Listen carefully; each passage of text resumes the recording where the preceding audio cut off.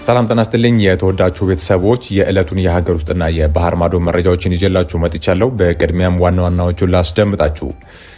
ጀነራሉ ትግራይን ከኢትዮጵያ ገንጥለን ሉዓላዊ ሀገር ማድረግ አለብን፣ የሚከፈለውን ቀላል መስዋዕትነት ለመክፈል ዝግጁ መሆን አለብን ሲሉ ተናግሯል። በዚህ ጉዳይ ላይ በዝርዝር የማስደምጣችሁ መረጃ ይኖራል። ከሰሞኑ መነጋገሪያ የነበረችው በረከት ገብረ በሚል የምትታወቀው ባለሀብት የታሰረችበት ጉዳይ ከባድ ሚስጥር እንደሆነና በከባድ ወንጀል እንደታሰረች ተገልጿል። ባለሀብቷ በታሰረችበት ወቅት ከሹፌር ጋር በነበረ ግጭት ምክንያት እንደታሰረች ነበር የተነገረው። ታዲያ ግን አሁን ላይ ጉዳዩ ከባድ ወንጀል እንደሆነ ተነግሯል። በዚህም ጉዳይ ላይ ጥንክራችን በዝርዝር የያዘው ጉዳይ ይኖራል። ወደ ሌላው መረጃችን ስናልፍ በአሜሪካ አደገኛ ወንጀለኞች ተብለው ይፋ የተደረጉ 9 ኢትዮጵያውያን ስም ዝርዝራቸውና ፎቶቸው በይፋ ተነግሯል። እነዚህ ግለሰቦች በአሜሪካ ውስጥ ምን አይነት ወንጀልና ምን አይነት ጥፋት ቢሰሩ ነው የሚለውንም ጉዳይ ታደምጡታላችሁ። መረጃዎቹን በዝርዝር ላስደምጣችሁ። ለዩቲዩብ ቻናላችን አዲስ ከሆናችሁ ቻናሉን ሰብስክራይብ በማድረግ ቪዲዮን ላይክ በማድረግ ጀምሩ። ከኢትዮጵያ ተገንጥለን እንደ ኤርትራ ነፃ ሀገር እንፈልጋለን ሲሉ የትግራዩ ጀነራል ተናገሩ። ለዓመታት በአዲስ አበባ ታስረው የነበሩት የቀድሞ የሜቴክ ኃላፊ ጀነራል ክንፈ ዳኘው አነጋጋሪ አስተያየት ሰጥተው ተከስተዋል። የትግራይ ሕዝብ ሁለት ምርጫዎች ከኢትዮጵያ ጋር ባርነት ወይስ እንደ ኤርትራ ነፃነት ነው ሲሉ ተደምጠዋል። ጀነራል ክንፈ ዳኘው የትግራይ ሕዝብ ከኢትዮጵያ ይልቅ ከኤርትራ ነፃነት እንደሚያገኝ አዲስ በሰጡት ቃለ መጠይቅ ላይ ተናግረዋል። ጀነራሉ ብርሃ ከተሰኘ የዩቲዩብ ሚዲያ ጋር ባደረጉት ቃለ መጠይቅ የትግራይ ህዝብ ሁለት ምርጫዎች አሉት፣ አንደኛው ከኢትዮጵያ ጋር ባርነት ወይስ እንደ ኤርትራ ነፃነት ነው ሲሉ ተደምጠዋል። ከእስር ከተፈቱ በኋላ አልፎ አልፎ አነጋጋሪ ሀሳቦችን በመሰንዘር የሚታወቁት ጀነራል ክንፈ ዳኘው ትግራይ ነፃ ሀገር መሆን አለባት የሚለውን አቋማቸውን ደግመውታል። እንደ ጀነራሉ እምነት ትግራይ የኢትዮጵያ አካል ሆና መቀጠል የሚበጃት ስላልሆነ በአነስተኛ መስዋዕትነት ሀገር መሆን አለባት ብለዋል። በአሁኑ ወቅት ወደ ቅድመ ጦርነት ሁኔታ እየተመለሰች ያለችው ትግራይ በኢትዮጵያ መንግስት ቁጥጥር ስር መግባት እንደሌለባት ጀነራሉ ተናግረዋል። በትግራይና በኢትዮጵያ መካከል ያለው ብቸኛ ግንኙነት የፕሪቶሪያ ስምምነት ነው ያሉት ሲሆን ከዚያ ውጪ ምንም አይነት ማሰሪያ የለም ብለዋል። አሁን ባለው ነባራዊ ሁኔታ የትግራይ ኃይሎች ከጠቅላይ ሚኒስትር አብይ አህመድ አስተዳደር ይልቅ ከኤርትራ ጋር መወዳጀት እንደሚሻላቸውም ጠቁመዋል። የትግራይ ኃይሎች ከኤርትራ የሚሆን ከፋኖ ኃይሎች ጋር ስለሚኖራቸው ግንኙነት ስልታዊ ወይስ ቋሚ የሚለውን ጉዳይ በግልጽ መበየን እንደሚጠበቅባቸውም ተናግረዋል። ትግራይ በአነስተኛ መስዋዕትነት ሀገር መሆን አለባት ብለው የሚያምኑት ጀነራሉ የሚፈጸመውን በፖለቲካ ቁርጠኝነትና በህገ መንግስቱ አንቀጽ 39 መሰረት መሆኑን ጠቁመዋል። የትግራይ ሀገርነት ለማደናቀፍ የሚንቀሳቀስ አካል ካለ ለመመከት ወይም በኃይል አማራጭ ለመጨረስ መዘጋጀት እንደሚያስፈልግም ጀነራሉ ገልጸዋል። ስለ አሁናዊ የኢትዮጵያ መንግስት የትግራይና ኤርትራ ውጥረት የተጠየቁት ጀነራሉ ግጭት ከተቀሰቀሰ የውክልና ጦርነት እንደሚሆን ተናግሯል። በኢትዮጵያና በኤርትራ መንግስት መካከል በባህር በር ጉዳይ ጦርነት የሚቀሰቀስ ከሆነ ሌሎች ኃይሎችን በውክልና የሚያሳትፉ እንደሚሆኑም ጠቁመዋል። በቀጠናው የሚቀሰቀሰው ጦርነት ባህሪው የውክልና ጦርነት ነው ያሉት ጀነራሉ የኢትዮጵያ መንግስት ያነሳው የቀይ ባህር ጥያቄ የተባበሩት አረብ ኤሚሬቶች ፍላጎት ነው ሲሉ ያጣጥሉታል። ምንም እንኳን ጀነራሉ ጥያቄ የውክልና ጉዳይ ነው ቢሉም ኢትዮጵያ መፍትሄ ያላገኘ ታሪካዊ የባህር በር ባለቤትነት ጥያቄ እንዳላት ይታወቃል። ጀነራሉ በኢትዮጵያና በኤርትራ መካከል ሊቀሰቀስ ይችላል ያሉት ጦርነት ትግራይ የውጊያ ማዕከል ሊያደርጋት እንደሚችል ጠቁሟል። ትግራይ የኤርትራና የኢትዮጵያ የውክልና ጦርነት ሜዳ እንዳትሆን ከወዲሁ ስልታዊ ዝግጅት ማድረግ እንደሚገባም ጀነራሉ መክረዋል። ሁሉም ፖለቲካ ኃይሎች ትግራይን ወደ ሀገርነት ለማሻገር በጋራ መቆም እንዳለባቸው ጀነራሉ መክረዋል። የትግራይ ፖለቲካ ኃይሎች ጌታቸው ረዳን ጨምሮ በህዝብ ፍላጎት ላይ የተመሰረተ ነው ያሉትን የመገንጠል አጀንዳ እንደሚያደንቁ ይታወቃሉ። በረከት ገበሬዋ ለእስር የተዳረገችበት ምክንያት ምንድን ነው? ከቅርብ ጊዜ ወዲህ ስማቸው በመደበኛ ሚዲያና በማህበራዊ ሚዲያ ገዝፎ ከወጡ ባለሀብቶች መሃል በቅጽል ስሟ በረከት ገበሬዋ፣ ሙሉ ስሟ ደግሞ በረከት ወርቁ አደራ በመባል የምትታወቀው ግለሰብ ትገኝበታለች።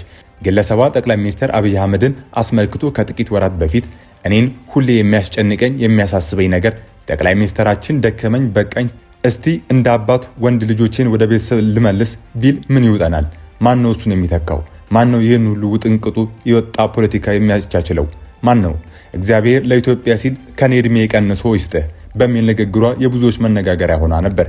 በረከት በእርሻ ስራ ላይ የተሰማራች የብርታት ተምሳሌት የሆነች የኢትዮጵያ ሴት ባለሀብቶች ተምሳሌትና የስራ እድል ፈጣሪ ተደርጋ በብዙዎች ዘንድ ትወደስ ስለነበር የመታሰሯ ዜና ከ3 ሳምንት በፊት ይፋ ሲሆን ብዙዎችን አስገርሞ ነበር። እስሩ ይፋ በሆነበት ቅጽበት አንዳንዶች በረከት ገበሬዋ እስር ቤት የገቡት በሹፌር ምክንያት በተፈጠረ ቀላል ችግር ነው፣ በቅርቡ ትፈታለች የሚል ማረጋጊያ የሚመስል መረጃ በማህበራዊ ሚዲያ ላይ በስፋት ሲለቁ ተስተውለው ነበር። መሰረት ሚዲያ በዚህ ዙሪያ ያደረገው ክትትል እንደሚያሳየው ግን ጉዳዩ ከሹፌርም ሆነ ከሌላ አካል ጋር የተገናኘ ሳይሆን ግለሰቧ በከባድ ዓመታትን በፈጀና ረጅም ሰንሰለት ባለው የማጭበርበር ድርጊት ላይ ተሳትፋለች በሚል ተጠርጥራ መሆኑ ተረጋግጧል። ጉዳዩ ምን ይሆን? ዋናው ጉዳይ የግብርና ምርቶችን የሚያመርተውና የሚያከፋፍለው ድርጅቷ ውስጥ ለበርካታ ሺህ ሰው በረከት ገበሬዋ የሸጠችው ሼር እንደሆነ ሚዲያችን ከመንግስትና ጉዳዩ ከሚያውቁ ሌሎች መረጃዎች ምንጮችን አረጋግጧል። በመጀመሪያ 45 ሰዎች ገደማ ከፍተኛ መጠን ያለው ብር ይዛ ተሰወረችብን በሚል የተጀመረ ምርመራ ነበር። በኋላ ሲጣራ ለማየት እንደተቻለው በሼር ሽያጭ ዙሪያ የወጡ ደንቦችን በመተላለፍ ጭምር 2 የሽርክና ውሎችን በማዘጋጀት ስትሸጥ ተገኝታለች። በዚህም መሰረት በመጀመሪያው ምድብ 1 ሚሊዮን ብር፣ በሁለተኛው ምድብ 500 ሺህ ብር በስፋት ሲሸጥ መቆየቱ ታውቋል። 45 ሰዎች የመጀመሪያዎቹ ሆኑ እንጂ ምናልባትም በመቶዎችና በመቶ ሺዎች የሚቆጠሩ ግለሰቦች የድርጊቱ ሰለባ ሳይሆኑ እንዳልቀሩ መረጃዎች ያሳያሉ። ይህም ከበርካታ መቶ ሚሊዮኖች እስከ ቢሊዮኖች በዚሁ መልኩ በግለሰቧ ሳይሰበሰብ እንዳልቀረ ተገምቷል። ስራው እንደ ፒራሚድ ስካም ቀድሞ ሼር የገዙ ሰዎች ሌሎች ሰዎች እንዲያመጡ የማድረግ አካሄድ እንደነበረው አንዱ ጉዳዩን በቅርበት የተከታተሉ የመረጃ ምንጭ ያስረዳሉ። ከአንድ ቤተሰብ በ2 በ3 እና በ4 ሰው ስም ሼር የገዙ አሉ። ግለሰቧ ደግሞ ለዚህ አንዱ እንደ ዋናው ማሳመኛዋ ከመንግስት ጋር በቅርበት እንደምትሰራ መናገሯና ከባለስልጣናት ጋር አብራ የተነሳቻቸውን ፎቶዎች በስፋት መልቀቋ ነው ይላሉ። መሰረት ሚዲያ ገንዘባቸውን ከከፈሉ ሰዎች እንደተረዳው በረከት ገበሬዋ በተለይ ከጠቅላይ ሚኒስትር አብይ አህመድ ከደህንነት ቢሮ ኃላፊ አቶ ሪድዋን ሁሴንና ከፌዴራል ፖሊስ ኮሚሽነር ጀነራል ደመላሽ ገብረ ሚካኤል ጋር የቅርብ ትውውቅ እንዳላት በስፋት ስትናገርና ህዝብን ለማሳመን ስትጠቀምበት ነበር ተብሏል።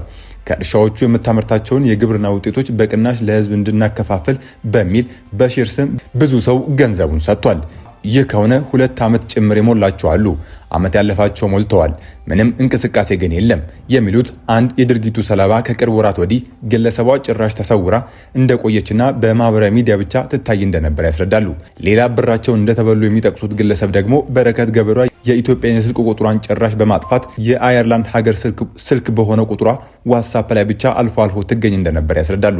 በዚህ ድርጊት ተማለው ገንዘባቸውን በብዙ የሰጡ ሴቶች እንደሆኑ የሚናገሩት ሌላኛዋ ምንጫችን ግለሰቧ የከፍተኛ ባለስልጣናት ስም ደጋግማ በመጥራት ሼር ገዢዎች ጥያቄ እንዳያነሱ ስታደርግ እንደነበር ያስረዳሉ።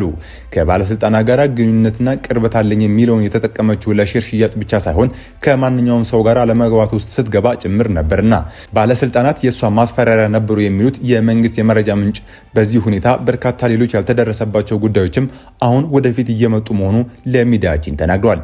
ለምሳሌ በኦሮሚያና በአፋር ክልል በኢንቨስትመንት ስም የወሰደቻቸው ትላልቅ ስፋት ያላቸው መሬቶች በሽያጭና በማይታወቁ ውሎች ስማቸው ከበረከት ገበሬዋ ወደ ሌሎች ሲተላለፉ እንደነበርም መረጃዎች ለሚዲያችን ደርሰዋል። በረከት ገበሬዋ የዛሬ 2 ዓመት የጠቅላይ ሚኒስትር አብይ አህመድ የመደመር ትውልድ መጽሐፍን በ50,000 ዩሮ ገዝታ ነበረ። እንደዚህ አይነት ድርጊቶች በተለይ የሚፈጸሙ ወንጀሎችን ለመሸፈን ሲውሉ ይስተዋላሉ የሚሉት ምንጮች በቅርቡ የኬና ሆቴል ባለቤትም በተመሳይ በቁጥጥር ስር መዋላቸው ይታወሳል። በአሜሪካ አደገኛ ወንጀለኞች ተብለው ይፋ የተደረጉ 9 ኢትዮጵያውያን ስም ዝርዝርና ፎቶቸው በይፋ ተለቋል። የፕሬዝዳንት ዶናልድ ትራምፕ አስተዳደር በስደተኞች ላይ እየወሰደ ካለው ጠንካራ እርምጃ ጋር በተያያዘ የአሜሪካ የሀገር ውስጥ ደህንነት መስሪያ ቤት ከሁሉም የከፉ አደገኛ የውጭ ሀገር ዜጎች ወንጀለኞችን ዝርዝር ይፋ አድርጓል። ከሁሉም የከፉ አደገኛ ወንጀለኞች ተብለው በመጡበት አገር ተለይተው ማንነታቸው ይፋ የሆኑት ስደተኞች በተለያዩ ወንጀሎች ውስጥ ተሳትፈዋል በሚል በስደተኞችና የጉምሩክ ሕግ አስከባሪ በሆነው አይስ በቁጥጥር ስር የሚገኙ ናቸው። በዚህ ዝርዝር ውስጥ ከተለያዩ የዩናይትድ ስቴትስ ግዛቶች የተያዙ 8 ወንዶች እና አንዲት ሴት ኢትዮጵያውያን ፎቶግራፍ ስም የፈጸሙት ወንጀልና ከየትኛውም የአሜሪካ ግዛት እንደሆነ ይፋ ተደርጓል። ኢትዮጵያውያን በግድያ፣ በዕፅ ዝውውር፣ የጦር መሳሪያ ይዞ በመገኘት በዘረፋና በሌሎች ወንጀሎች ላይ የተገኙ መሆናቸውን የወጣው ዝርዝር ያመለክታል። አደገኛ ተብለው የተለዩ 9 ኢትዮጵያውያን ከአንዱ በስተቀር የሁሉም ፎቶ ፈጽመዋቸዋል ከተባሉ ወንጀሎች ጋር ለህዝብ ይፋ ተደርጓል። እነዚህም ሄኖክ ፍቃዱ፣ በረከት መኮንን፣ ብሩክ ታምራት፣ አዳና የሱፍ፣ መስፍን ሁሴን፣ ንግስቲ በየነ፣ ጳውሎስ ኪዳኔ፣ ሳምሶን ኪዳኔ እና ቤዛ ከበደ ናቸው። በህግ አስከባሪው ባለስልጣን አደገኛ ከሁሉ የከፋ ተብለው በቁጥጥር ስር የዋሉትና ከአሜሪካ ይባረራሉ ተብለው የተለዩት የሌላ ሀገር ዜጎች ትኩረት እንዲደረግባቸው ያደረጓቸውን የወንጀል ድርጊቶች ዘርዝሯል። ከተጠቀሱት መካከል የቤት ውስጥ ጥቃት፣ በተደጋጋሚ ጠጥቶ ማሽከርከር፣ ዘረፋ፣ ልጆችን ማገት፣ የሽብር ማስፈራሪያና በጦር መሳሪያ ጥቃት መፈጸም፣ የተሰረቁ ንብረቶችን መቀበል፣ የፍርድ ቤት ትዕዛዝ አለማክበር፣ ህገወጥ የገንዘብ ዝውውር ይገኙባቸዋል። የሀገር ውስጥ ደህንነት መስሪያ ቤት የተለያዩ ወንጀሎች ፈጽመው እጅግ የከፋ አደገኛ ስደተኞች በማለት በመላው ዓለም ከሚገኙ ሀገራት የመጡ ግለሰቦች በቁጥጥር ስር መዋላቸውን ያወጣው ዝርዝር ያመለክታል። የመስሪያ ቤቱ ኃላፊ ክሪስቲኖ አሁን ይፋ የተደረገው ዝርዝር በአገሪቱ ውስጥ በሚገኙ ከባድ የወንጀል መዝገብ ያለባቸው የውጭ ዜጎች ኢላማ በማድረግ የሚካሄደው ዘመቻ ለማጠናከር ማሳያ ነው ብለዋል። ከሁለት ሳምንት በፊት አንድ አፍጋኒስታናዊ ስደተኛ ዋሽንግተን ውስጥ በሁለት አሜሪካ ብሔራዊ ዘብ አባላት ላይ በፈጸመው አደገኛ ጥቃት አንዷን ሲገላት ሌላኛው ደግሞ ክፉኛ ካቆሰለ በኋላ የትራምፕ አስተዳደር ከህገወጥ ስደተኞች ባሻገር ህጋዊዎቹን የሚመለከት እርምጃ እየወሰደ ነው። በጥቃቱ የተነሳ ከአፍጋኒስታናውያን የቀረቡ ሁሉም የስደተኛና የጥገኝነት ጥያቄዎች ተጨማሪ የደህንነትና የማጣራት ስራዎች እስኪከናወኑ ድረስ ላልተወሰነ ጊዜ እንዲቆሙ ተደርጓል። በተጨማሪም የትራምፕ አስተዳደር ህጋዊ ሰነድ ያላቸው ኤርትራንና ሶማሊያን ጨምሮ ከ19 ሀገራት ወደ አሜሪካ የገቡ ዜጎች የመኖሪያና የስራ ፍቃድ ላይ እንደገና ምርመራ እንደሚደረግም አስታውቋል። እንዲሁም ከየትኛውም ሀገራት ዜጎች የሚቀርቡ የጥገኝነት ጥያቄዎች በአጠቃላይ ላልተወሰነ ጊዜ እንዲታገድ የተደረገ ሲሆን ፕሬዚዳንት ከሶስተኛው ዓለም ሀገራት ስደተኞች ወደ አሜሪካ እንዳይገቡ የሚደረግ ቋሚ እገዳ ለመጣል እቅድ እንዳላቸውም ተናግሯል።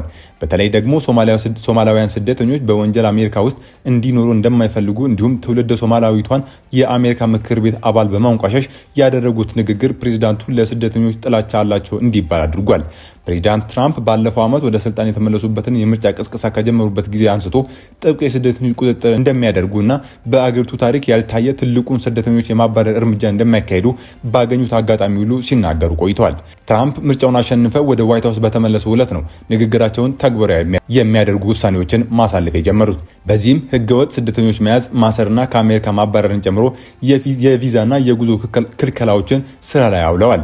የአሜሪካ መንግስት ሀገሪቱን የድንበር ጥበቃውን በማጠናከር በሀገር ውስጥ ደግሞ መጠነ ሰፊ አሰሳዎች በማካሄድ ስደተኞችን በቁጥጥር ስር አውሏል።